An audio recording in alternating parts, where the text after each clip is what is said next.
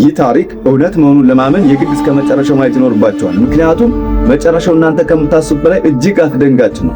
እኔ አወሰው ነኝ። እንኳን ወደ አስገራሚ ታሪኮች በሰላም መጣችሁ። ዛሬ ይዤላችሁ የመጣው ታሪክ ዓለምን ጉድ ያሰኘ እስካሁን መልስ ያልተገኘለት አስገራሚ ምስጢር ነው። ከዚህ ቪዲዮ በኋላ ስለ ዓለም ያላችሁ እይታ ይቀየራል። ለታሪኩና ለቻናሉ አዲስ ከሆናችሁ ሰብስክራይብ በማድረግ ቤተሰብ ይሁኑ። ሰላም የተወደዳችሁ የዩቲዩብ ቻናል ቤተሰቦች፣ ዛሬም ብዙ አስገራሚ ነገሮችን አብረን እናያለንና እስከ መጨረሻው ቆዩ። ከሰማይ የዘነበው ስጋ። ዘመኑ 1876 ዓመተ ምህረት ነው። በአሜሪካ በምትገኘው የኬንታኪ ገጠራማ አካባቢ ውስጥ ዛሬም ድረስ ሰዎችን የሚያስገርም አስደናቂ ክስተት ተፈጠረ። ታሪኩም የስጋ ዝናብ ተብሎ ይታወቃል። ሰዎች በዓይናችን ከሰማይ ስጋ ሲወርድ አየን ብለው ተናገሩ። ቀኑ ጸጥ ረጭ ያለ ነበር። ወይዘሮ ክራውች የተባለች ሴት ሀገር ሰላም ብላ በቤቷ አጠገብ ሳሙና እየሰራች ነበር። ድንገት ከጠራው ሰማይ ላይ ስጋ መዝነብ ጀመረ። መጀመሪያ የዘነቡት ትንንሽ ቁርጥራጮች ብቻ ነበሩ። ትንሽ ቆይቶ ግን በጣም ብዙና ትልልቅ የስጋ ጉራች መውረዱ ቀጠለ። የኬንታኪ ሰዎች ደነገጡ። ከሰማይ ስጋ እየዘነበ ነው ብለው ጮኹ። ከባቢው በፍጥነት በስጋ በወሬና በሰው ተሞላ። ሰዎችም ስጋዎችን እያነሱ የበግ ነው የበሬ ነው ማለት ጀመሩ። የምን እንደሆነ ለማወቅ እስከ መቅመት ደረሱ። ግን በእርግጥ የምንና ከየት እንደመጣ ለማወቅ ተቸገሩ። ወሬው በፍጥነት አሜሪካን ሞላ። ጋዜጦች የአሜሪካ ሰማይ ስጋ ዘነበ ብለው አሳተሙ።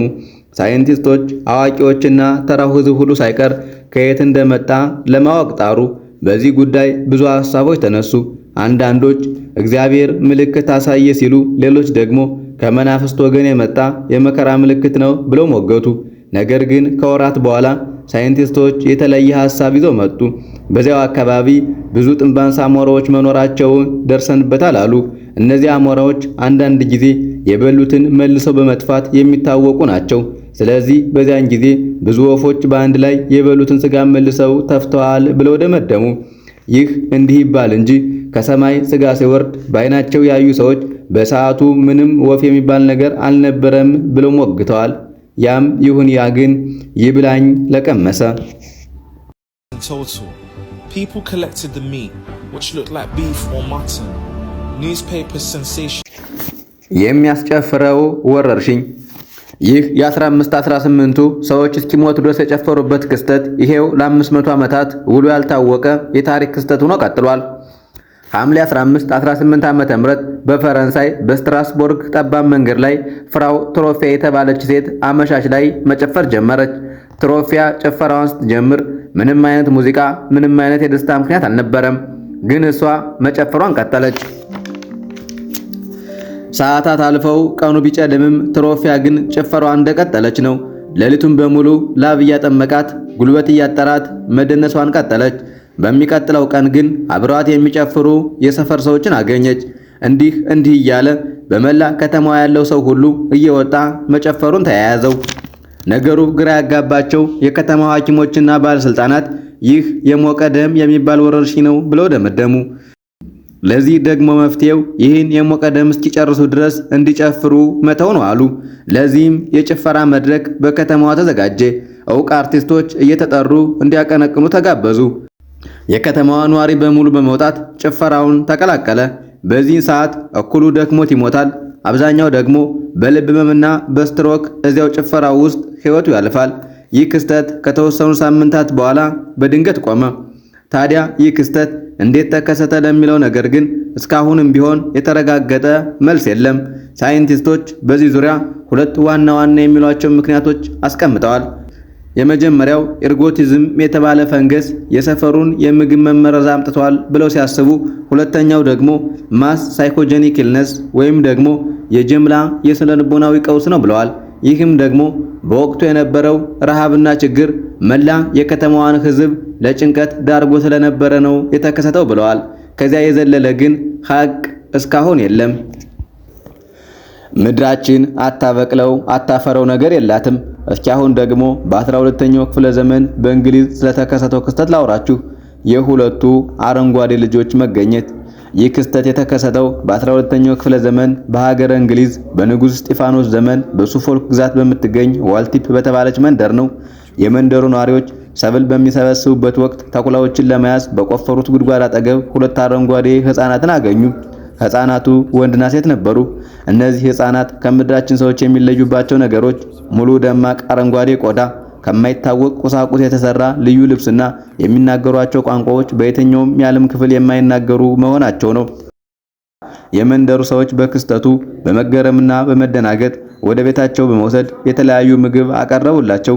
ሕፃናቱ ግን አንበላም አሉ። የሰፈሩ ሰዎች ልጆች ምግብ አንበላም በማለታቸው ይበልጥ ተጨነቁ። ልጆችም እየደከሙና እየተለፈለፉ መጡ። በስተመጨረሻም ገበሬዎች የተለቀመ አረንጓዴ ቦለቄ ወደ ቤታቸው ይዘው ሲመጡ ሲያዩ ልጆች በደስታ መመገብ ጀመሩ። ለረጅም ጊዜም አረንጓዴ ቦለቄ ብቻ እየተመገቡ ቆዩ። ጊዜው እየሄደ ሲመጣ ግን ቀስ በቀስ ዳቦና ሌሎች ምግቦችን መለማመድ ያዙ። ይህን የተለየ ምግብ መብላት ሲጀምሩ ግን የአረንጓዴ ቀለም እየለቀቀ ሄዶ ተራሰው ሆኑ። ወንዱ ልጅ እየታመመ ስለነበር ከተወሰነ ጊዜ በኋላ ሞተ። ሴቷ ልጅ ግን ጤነኛ ሆና አደገች። ከዚያም በኋላ እንግሊዘኛ ተማረች። ልጅቷ እንግሊዘኛ መናገር ስትጀምር የመንደሩ ሰዎች ከየት እንደመጡ ጠየቋት። እሷ የሰጠችው መልስ ግን እጅግ ይበልጥ አስገራሚና አስደማሚ ሆነ። እኛ የመጣ ነው የቅዱስ ማርቲን ምድር ከሚባል ስፍራ ነው። እዛ ፀሐይ አትወጣም፣ ልክ እንደ ምድራችን ማታ አይነት ብርሃን ነው። እዛ ያሉ ሰዎች ሁሉ መልካቸው አረንጓዴ ነው አለች። ወደዚህ ቦታ እንዴት እንደመጣችን ስትጠይቅ የአባታችን ከብት ስንጠብቅ ትልቅ የደወል ድምፅ ሰማን። ድምፁን ስንከተል ወደ አንድ ዋሻ አስገባን። በዋሻው ረጅም መንገድ ስንጓዝ ብርሃን አየን። ከዋሻው ስንወጣ ራሳችን እዚህ ምድር አገኘ ነው አለች። በዚህ አስገራሚ ክስተት የዘመናችን ምሁራን የተለያዩ ሐሳብን ሰንዝረዋል። አንዳንዶቹ ተረት ነው አሉ። ነገር ግን በዘመኑ የነበሩ ሁለቱ ጸሐፊዎች ዊሊያም ኦፍ ኒውብሩዝ እና ራፍ ኦፍ ኮልሻል ድርጊቱ እውነት መሆኑን መዝግበው ተገኘ። ሌሎቹ ደግሞ የመርዝ ውጤት ነው አሉ። ልጆች የምግብ እጥረት ሲያጋጥማቸው ክሎሮሲስ የተባለ የደም ማነስ ይይዛቸዋል። ይህ ደግሞ ቆዳቸው ወደ አረንጓዴ ቀለም እንዲቀየር ያደርጋል ብለው ገመቱ። ሌሎቹ ደግሞ የስደት ታሪክ ነው አሉ። በጦርነት ምክንያት ወላጆቻቸውን ያጡ የፍሊሚሽ ልጆች ናቸው ብለው ገመቱ። ሌሎች ቀሪዎች ደግሞ ከመሬት በታች ያሉ ሰዎች ናቸው መላምልታቸውን ሰጡ። ልጆች ከሌላ ዓለም ወይም ደግሞ ከምድራችን በታች ካሉ ዓለማት የመጡ ናቸው ብለው ተናገሩ። እናንተስ በዚህ በዘመናችን አረንጓዴ ሰው ብታገኙ ምን ትላላችሁ? ኮመንት ላይ ጻፉልኝ። የሙታን በዓል ከአሁን በፊት በሰራኋቸው ቪዲዮዎች ብዙ አስገራሚ በዓላትን ነግሬያችኋለሁ። አሁን ደግሞ በሜክሲኮ የሚከወነውን የሙታንን ቀን ላጋራችሁ። የሙታን ቀን ስላችሁ የሐዘንና የመከራ በዓል መስሏችሁ ልባችሁ በሐዘን እንዳይታወቅ። ይህ ክብረ በዓል የደስታና የትዝታ በደማቅ ቀለም የሚከበር የሕያውና የሙታን መገናኛ ቀን ነው። በዓሉ በየዓመቱ ኖቬምበር 1 እና 2 በሜክሲኮና በላቲን አሜሪካ ይከወናል። ስነ ስርዓቱም ከ3000 ዓመት በላይ ታሪክ ያለው ጥንታዊና ገናና ክዋኔ ነው። እንደ ባህላቸው አነጋገር በዚህ ሁለት ቀናት በሙታንና በሕያው መካከል ያለው መጋረጃ ይገለጣል። የሞቱ ሰዎች ነፍሳቸው ወደ መሬት በመምጣት ከቤተሰቦቻቸው ጋር አብረው እንደሚበሉና አብረው እንደሚጠጡ ይታሰባል።